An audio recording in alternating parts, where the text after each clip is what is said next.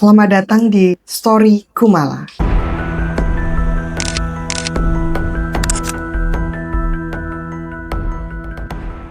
Pernah gak sih kalian dengar cerita tentang seseorang yang hidupnya tenang, teratur, nyaman, tapi ternyata menyimpan rahasia yang cukup berbahaya? Nah, cerita kali ini datang dari kota Sao Paulo, Brazil. Tahun 2000, seorang kepala sekolah asal Inggris ditemukan tewas di apartemennya. Kasusnya aneh, gak ada tanda kerampokan, gak ada tanda kerusakan di pintu, tapi tubuhnya diikat rapi dan memar di seluruh tubuh. Polisi menyebutnya adalah pembunuhan bermotif pribadi. Tapi banyak orang yang percaya bahwa kematian ini adalah pembalasan dari sekte yang pernah ia lawan. Nama pria itu adalah Casey McCann. Dan sampai hari ini, 25 tahun kemudian, gak ada yang tahu siapa yang sebenarnya membunuhnya.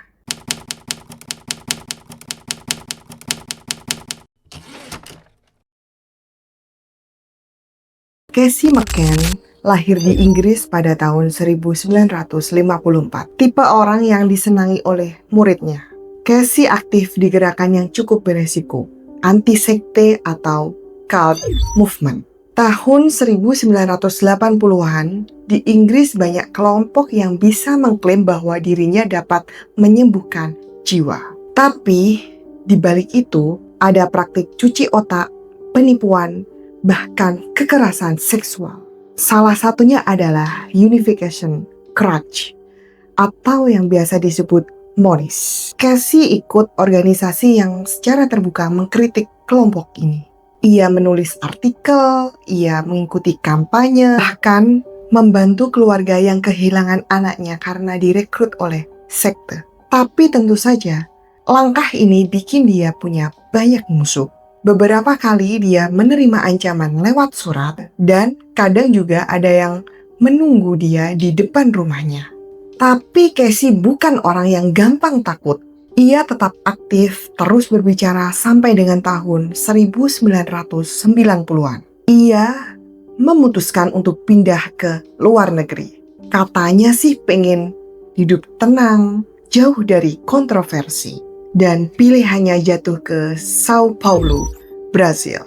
Di Sao Paulo, Casey memulai hidup baru. Dia diterima jadi kepala sekolah di St. John International School, salah satu sekolah elit yang dikelola oleh komunitas ekspatriat Inggris. Bagi kebanyakan orang, hidupnya sangat sempurna. Gaji tinggi, apartemen luas, dan status yang dihormati di kalangan guru internasional. Tapi orang-orang terdekatnya bilang, Casey berubah. Dia jadi lebih pendiam, tertutup, dan sering terlihat gugup jika ada orang asing ingin bertemu dengannya. Teman-temannya pun bahkan sempat cerita, Casey sering menerima surat misterius tanpa pengirim. Berisi pesan singkat seperti, "Kami tahu kamu di mana." Tapi setiap kali ditanya, Casey hanya tersenyum dan mengatakan bahwa aku baik-baik saja. Nggak ada yang tahu kalau kalimat itu akan jadi kata terakhir yang ia katakan pada mereka.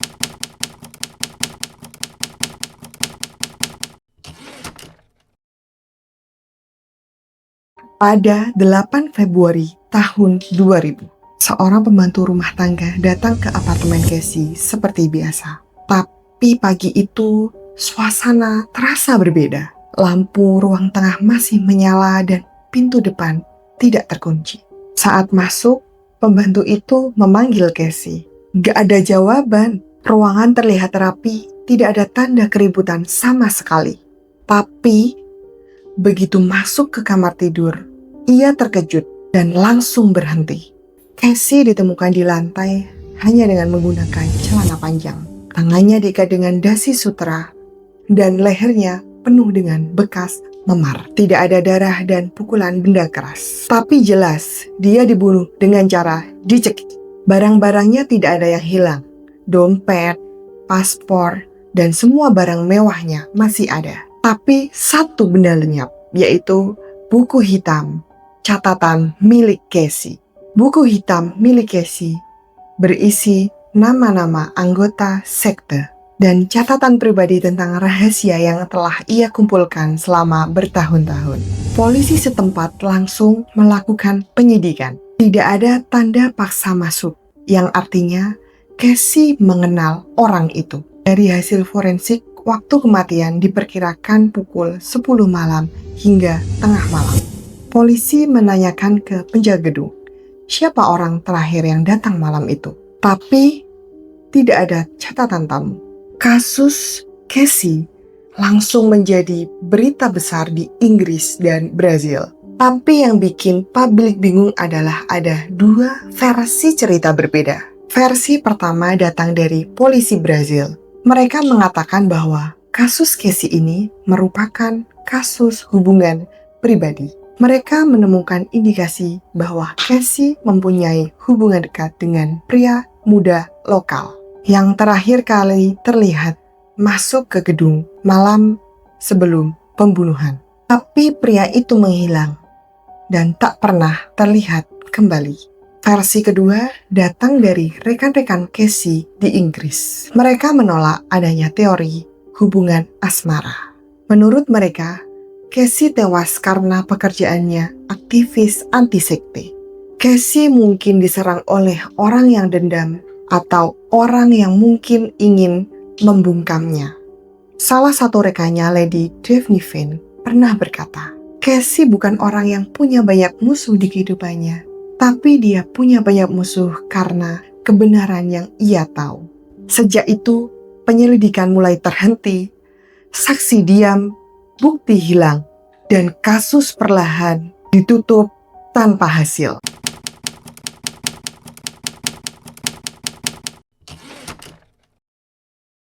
25 tahun berlalu. Kasus ini masih jadi misteri yang belum terpecahkan. Media Inggris sesekali menyinggungnya, namun tidak ada perkembangan sama sekali. Tahun 2018, ia menemukan bahwa Unification Church pernah aktif di Brazil, bahkan di kota yang sama dengan tempat Casey tinggal. Tapi saat ia mencoba mencari arsip atau saksi lama, semua data lenyap, seolah ada yang berusaha menghapus kasus ini. Dan sampai sekarang, penyebab kematian Casey masih menjadi perdebatan. Apakah dia mati karena cinta atau karena kebenaran yang terlalu banyak ia ketahui? Kematian Casey McCann menjadi salah satu dari ribuan kasus yang tak terpecahkan. Tapi kisah ini mengingatkan kita bahwa terkadang kebenaran bisa jadi hal yang berbahaya untuk diperjuangkan. Nama Casey McCann mungkin perlahan mulai dilupakan, tapi misterinya tetap hidup. Seperti bayangan yang gak pernah hilang di balik cahaya Sao Paulo, Brazil. Karena beberapa misteri tidak butuh jawaban. Like jika kamu merinding sama cerita ini, komen teori kamu di bawah, dan subscribe biar gak ketinggalan update kasus-kasus gelap lainnya yang bikin kamu mikir 2 kali sebelum kamu tidur. Jangan lupa share ke teman-teman. Sampai jumpa di video berikutnya.